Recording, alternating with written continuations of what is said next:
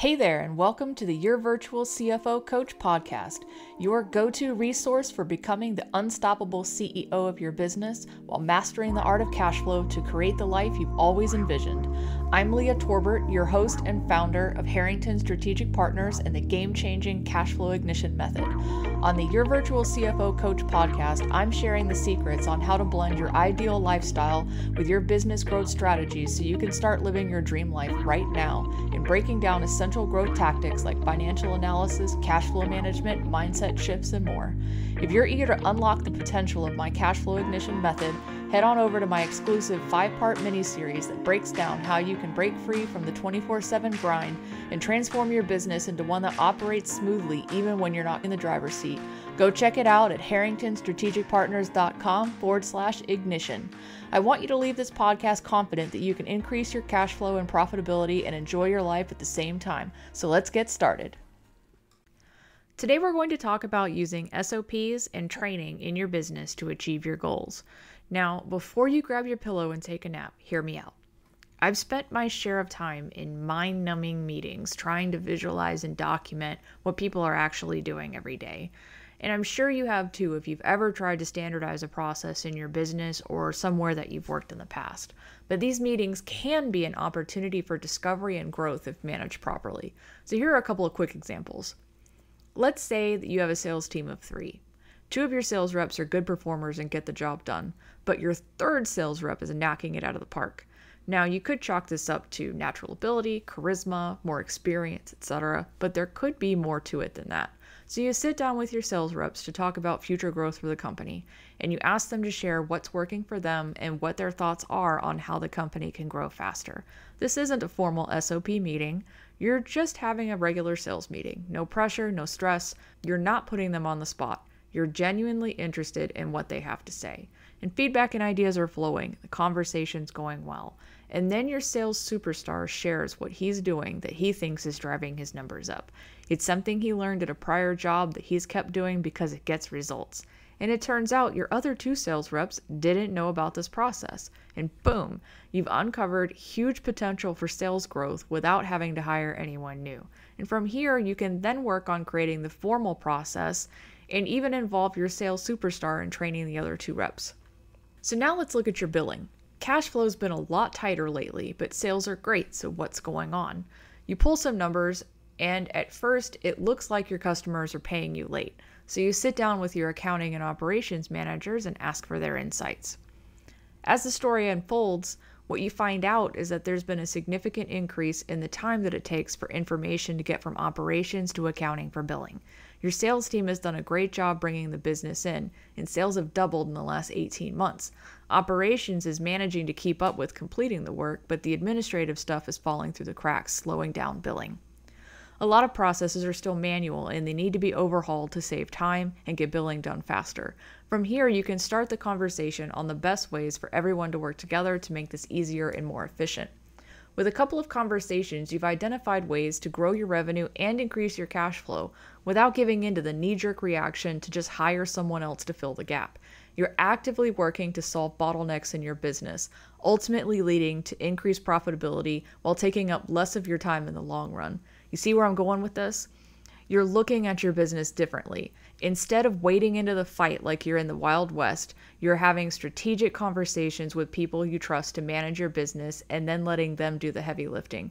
No more shooting from the hip.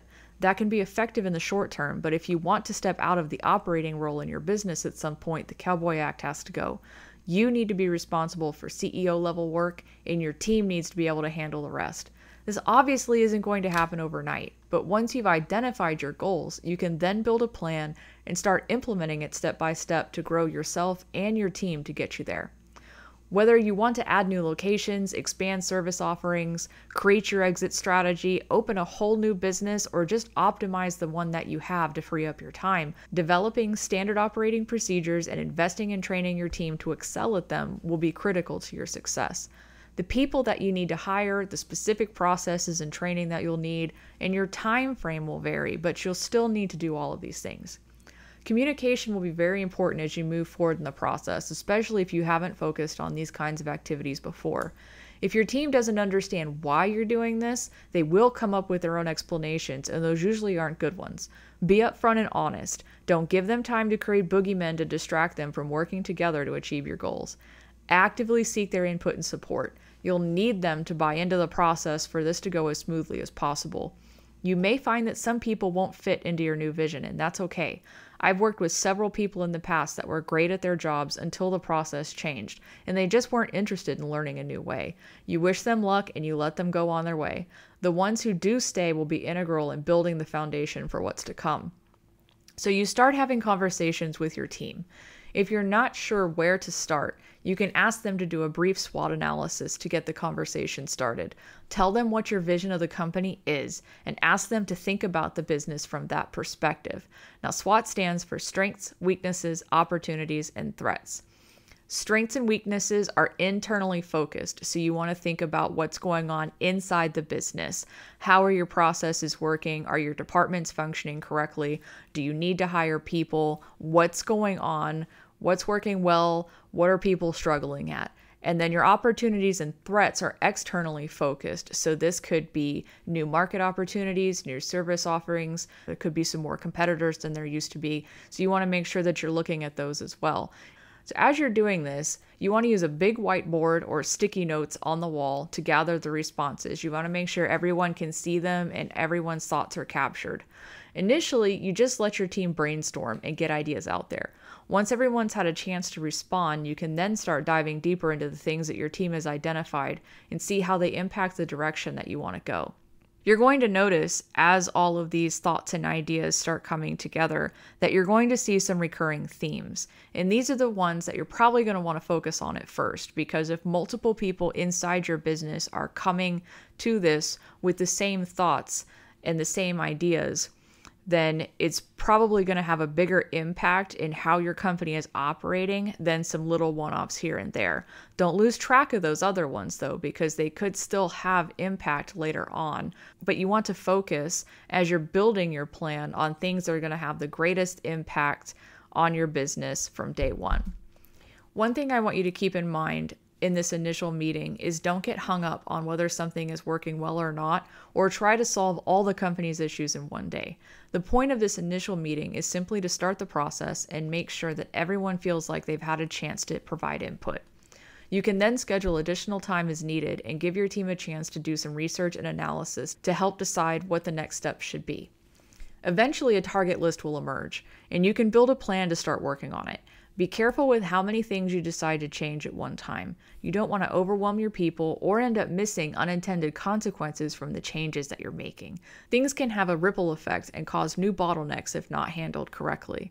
You also want to be able to measure how well things are going. If you change too many things at once, it may be difficult to analyze the results for a specific item. And one last thing I want you to remember is that you don't have to do this alone.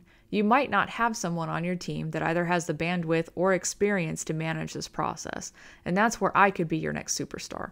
If you're ready to grow to the next stage of your business, schedule your free cash flow optimization call with me today at www.harringtonstrategicpartners.com/contact. There'll also be a link in the show notes. On this call, we'll discuss your current opportunities and challenges, where you want to take your business, and if we're a good fit, I'll share some ways that I can help you achieve your goals faster.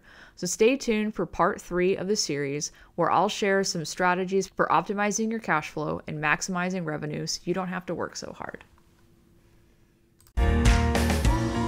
Thanks for tuning in to another episode of the Your Virtual CFO Coach podcast. If you're ready to ramp up your growth and live your best life, hit subscribe and share the podcast with a friend who's ready to level up too.